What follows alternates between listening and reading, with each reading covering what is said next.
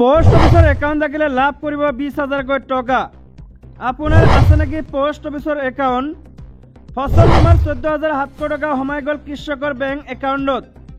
কোন অকল কৃষকে পাব 14,700 টকা? ৰাজ্যৰ মুখ্যমন্ত্ৰী হিমন্ত বিশ্ব শৰ্মাৰ কেইবাটাও গুৰুত্বপূৰ্ণ ঘোষণা। সদায় আন কেইবাটাও খবৰ একেলগে জানিব পাৰিব। ভিডিঅ'টো চাই থাকিব।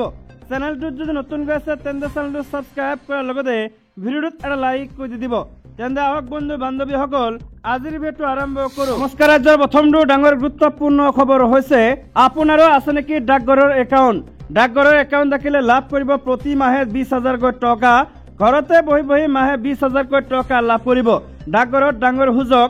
ইণ্ডিয়া ডাকঘৰ আঁচনিৰ বিষয়ে আপুনি জানেনে? এতিয়া ভাৰতীয় ডাকঘৰটোৱে এনে এক আঁচনিৰ কথা উলিয়াইছে যাৰ জৰিয়তে ঘৰৰ পৰাই প্ৰতি মাহে 20,000 টকা লাভ কৰিব পাৰিব।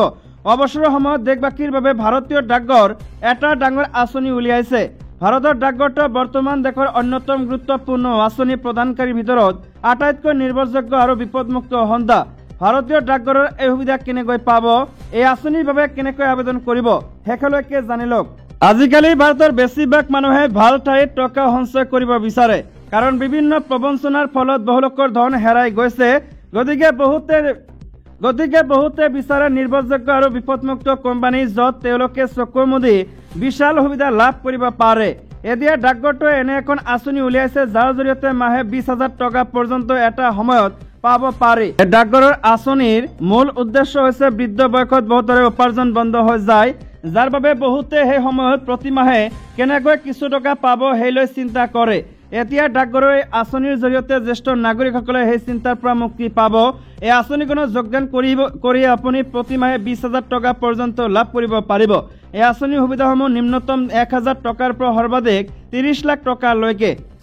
কৃষকৰ কাৰণে আহিছে এটা ডাঙৰ খবৰ।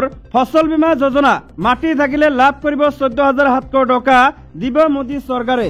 কেন্দ্ৰীয় চৰকাৰে কৃষকৰ বাবে কঢ়িয়াই আনিছে এক গুৰুত্বপূৰ্ণ খবৰ। বতৰ আৰু প্ৰাকৃতিক দুৰ্যোগৰ ফলত হোৱা শস্যৰ ক্ষতিৰ ক্ষতিপূৰণৰ বাবে কেন্দ্ৰই সিদ্ধান্ত গ্ৰহণ কৰিছে।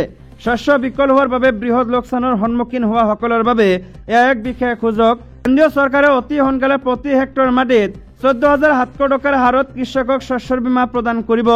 আঁচনিখনৰ নাম হৈছে প্ৰধানমন্ত্ৰী ফসল বীমা যোজনা। আন এটা ডাঙৰ গুৰুত্বপূৰ্ণ খবৰ হৈছে বিদ্যুৎ সংযোগ নহলেও কথা নাই, শক্তি বিভাগে ঘৰে ঘৰে বিলাইছে স্মাৰ্ট মিটাৰ। অসম চৰকাৰৰ এটি বিয়াগম বিভাগ যাৰ নেতৃত্বৰ দায়িত্ব ন্যস্ত হৈছে মন্ত্ৰী নন্দিতা গালোচাৰ ওপৰত।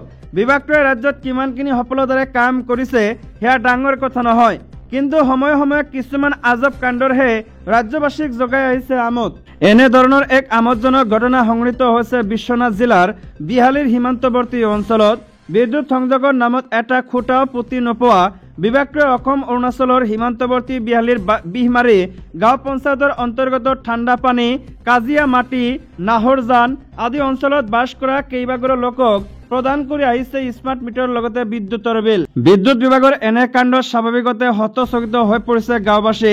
2022 চনৰ মাজভাগৰ পৰা বিশ্বনাথ সংমণ্ডলে এনেদৰেই অঞ্চলটোৰ সহজ সৰল একাংশ লোকক কাগজে কলমে বিদ্যুৎৰ সংযোগ স্থাপন কৰা দেখুৱাই বিদ্যুৎৰ মিটাৰৰ বিলৰ নামত চৰম প্ৰবঞ্চনা কৰি অহাৰ অভিযোগ উত্থাপিত হৈছে।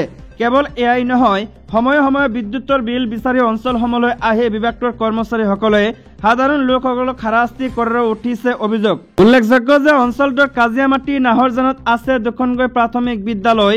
তদুপৰি নাহৰজানত আছে বন বিভাগৰ এটা সীমান্তৱৰ্তী সুৰক্ষা শিবিৰ।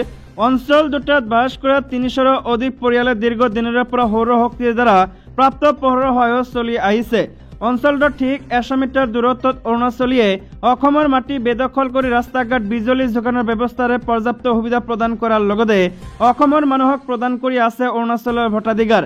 কিন্তু পৰিতাপৰ বিষয় যে এইবোৰ দেখি শুনিও চকুমুদা কুলিৰ ভাও ধৰি থকা অসম চৰকাৰে কথাৰ ফুলজাৰি মাৰি সীমান্তত বসবাস কৰা ৰাইজক এতিয়ালৈকে যোগান ধৰিব পৰা নাই। আন এটা ডাঙৰ গুৰুত্বপূৰ্ণ খবৰ হৈছে দৰমহা বৃদ্ধিটো বাদেই বেতন নিদিলেও আপত্তি নাই ভৱেশ কলিতাৰ। মোক 1 টকা দৰমহা নিদিলেও কথা নাই, মই আগতেই চলা নাছিলো নেকি? মানুহৰ মাজত ভ্ৰান্ত ধাৰণা যাব নালাগে। কামৰূপৰ গোপালপুৰত এই বিস্ফোৰক মন্তব্য ৰাজ্যিক বিজেপিৰ সভাপতি ভৱেশ কলিতাৰ। বিধায়কৰ দৰমহা বৃদ্ধি সন্দৰ্ভত বিভিন্নজনে ভিন্ন মন্তব্য দিয়াৰ মাজতে দৰমহা সন্দৰ্ভত এইদৰে কৈ ভৱেশ কলিতাই গোপালপুৰৰ এটি লক্ষ্মী মন্দিৰ উদ্বোধনী অনুষ্ঠানত উপস্থিত হৈ সংবাদ মাধ্যমক উদ্দেশ্যি কেইবাটাও মন্তব্য কৰে বিধায়ক কলিতাই।